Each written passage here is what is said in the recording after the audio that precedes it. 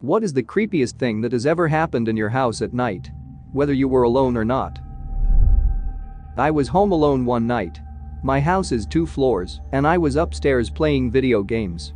Whenever someone gets home, they usually enter through the garage, and the door that connects the house and garage makes a distinct noise whenever you open it and close it, so you know someone has entered the house. Anyways, I'm playing my games, and I hear the door open and then slap shut. I don't think much of it at first, because I was super concentrated in the game, and I thought someone just got home, but once it was over, I realized no one was making noise and that I didn't even hear the main garage door open. So I called out to see who was there and didn't get an answer. I walked over to this small balcony that we have in the house in which you can see downstairs from, and once I leaned over to get a better view, I clearly saw a shadow walk from the garage to the kitchen, and as soon as I called out again, every light in the house turned off except for the one in my room. I quickly turned all the lights upstairs back on, and I just stood there by the balcony the whole night until someone got home. I didn't move, I just watched, and I listened. I didn't hear a door open or close again after the light turned off, and I didn't tell my parents as I didn't want to scare them. After they got home, I went downstairs to check, and the only thing I could find out of place was a picture of the Virgin Mary, my family is Catholic and very religious, on the floor. Nothing weird has happened in the house since then, and now I think twice about staying home alone. It was last year and my parents were out of town as well as my girlfriend, so I was sitting in my house all alone. Suddenly, my dog begins to bark. However, it was not as usual, someone's at the door bark, or his, I need to go out bark, it was a, something is seriously wrong, get the heck out of the house food guy bark. So I am kind of worried and I go downstairs to check on him, and he's just standing near the basement staircase, whimpering. I look down the staircase into the dark abyss of my basement and think, there is no fleeing way I am going down there. I consider my options, I can either A. Go downstairs and get eaten by the radioactive creeper zombie re-dead. B. Go downstairs with a bat and still get eaten by the radioactive creeper zombie re-dead, who is probably also a vampire Satan, or C. Eat pizza and hope it goes away. As I was leaning towards C, an alarm goes off that sounds like an air raid siren, and I nearly piss myself in fear. I grab my dog and bolt to my car.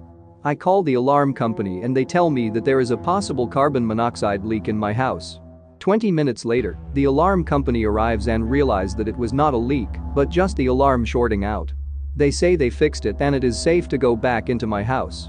To this day, I still do not know what the heck happened in my basement that freaked my dog out.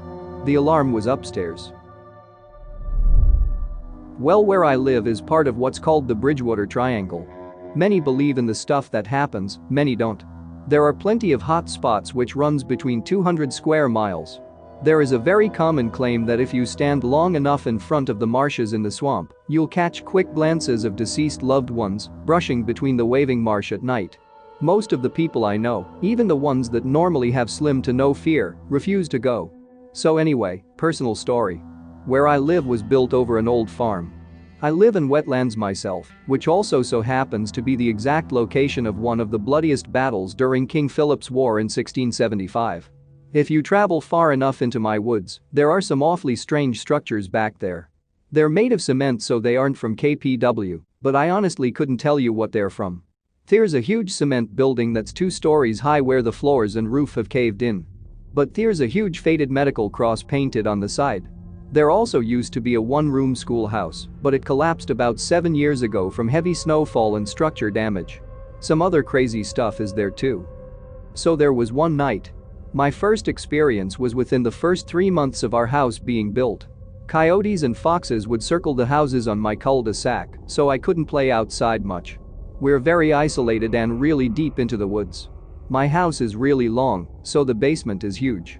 My dad let my sister and I rollerblade and scooter down there and use chalk on the floor until the animals started to leave the area alone. One night, I went down and got my skates on and yelled to my sister upstairs to hurry up. I was sitting on the floor putting my skate on when I heard knocking on the wall in my basement. Through cement. Underground.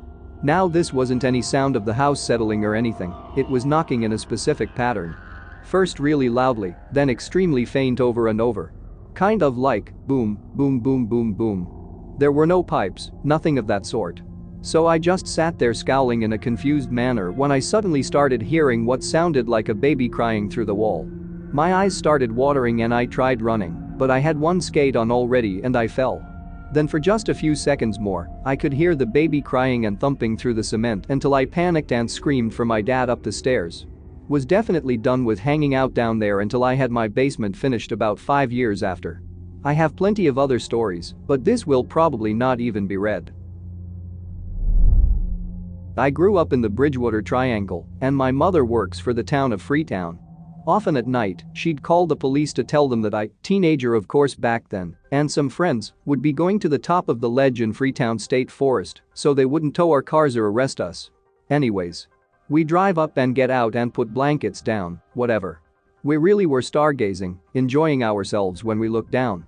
Now if I remember, since I refused to go back since, it's more than 100-foot drop down to this small pond area that has a small rocky sand dirt area down near the edge of the water, and it isn't too dark since the moon was fairly bright and it reflected off of the pool. We saw a figure. Being kids, we were all, oh whatever, another kid, so we holler to them, but they don't respond. Then the thing starts walking. And we realize it has this bow-legged limp, and it walks to the very edge of the water. We see it's taller than we initially thought and has long arms. It looks for a while like it's actually drinking with his hands and then lumbers off into the woods. Got the heck out of there. But on our way back to our cars, we find a fresh satanic ritual site. Come to find out that a few nights ago, a bunch of local kids were in deep seriousness for literally killing people's livestock there. We never figured out what we saw, but we also were too piss scared to find out, and not one of us has gone there or to profile rock. I have maps from the 50s till now due to my mom having access to them in her line of work of the Hockomock Swamp, but I'm not screwing with any Bridgewater Triangle stuff anymore. After a night of fun, my, now, girlfriend left around 2 a.m. After walking her to the door, I promptly collapsed on the couch and fell asleep. I wake up to a knocking on the door. It was pretty clearly a knock. My cat, who was sleeping on the floor at the time, woke up and looked at the door like someone was there. Glancing at the clock, it's about 2:30, so I think maybe my girl left something. Get up, glance out the peephole, and I can see the outline of what looks like a female face with long hair. I didn't have the porch light on, so I couldn't make out any details. Open the door, but there's no one around and it's dead quiet. I live on the top floor and would hear if anyone was running down the stairs. I even went out and looked around to see if anyone was hiding. Nothing. Didn't get much sleep after that. A little background info about our house before I start. Our house has a basement below ground level, a main floor at ground level, and an upstairs floor 30 feet above ground. Our living room has a pretty high ceiling. The highest point in our house is directly above my room, which is above the garage. Keep this in mind. Around when I was 16, my dad and I experienced something extremely strange. It was about 1 a.m. I was sleeping in my room while my dad was asleep in his room down the hall about 10 feet from my room. So at 1 a.m., I hear a big crash outside my window. Well, that's where we kept our trash can, so I just thought that the neighbor's dog got into it again. He's gotten into it like 3 times before, so I really didn't think much of it at all. About 10 minutes pass by, and I hear something fleabing running on the roof of our house. Above my fleabing room. Okay. I have pretty good ears and I've owned dogs all of my life.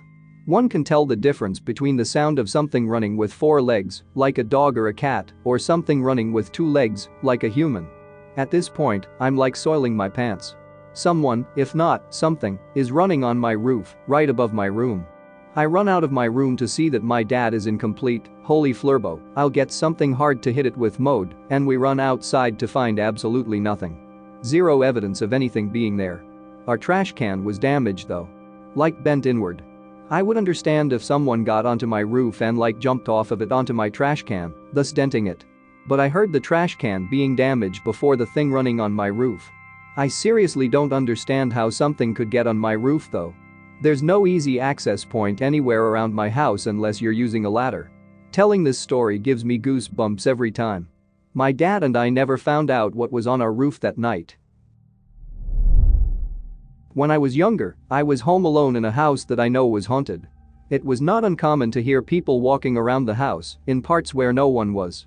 Doors would mysteriously open and shut themselves, and one door would always lock from the inside. One night, I am home alone. It was late, and I was just watching some TV. I hear the all too familiar noises of a door shutting, and then footsteps of someone coming upstairs to the main floor. I look expecting to see my parents, but there is no one. The footsteps then continue to walk right past me, and then proceed to walk up the steps to the top floor, with the door at the top of the stairs shutting. Freaked the flurbo out, technical term, I shout out, "Is anyone there?" To which I hear a whispered response in my ear of, "No." Needless to say, I ran the flurbo out of the house. When I was 14 or 15, I lived in the basement of my parents'. We have a 2-story house that's built almost split level, so there's a set of stairs to the den, which is where the computer resided, and thus, so did I. My back is to that staircase as well as the staircase that leads up to the next level, which is the kitchen dining room, and then there's one more level to the bedrooms of my parents and 2 siblings. So it's 3 a.m., I'm on the computer on some message board, and I hear this creaking noise. I should mention that directly behind me, between myself and the staircases, is a pool table, and when I hear the creaking noise coming from the dining room, I hunker down in my chair and look back at the stairs, cowering behind the pool table. It's pitch black in the house except for the monitor light. All of a sudden, there is this epic sound, like something had crashed right in the middle of our fleeting house.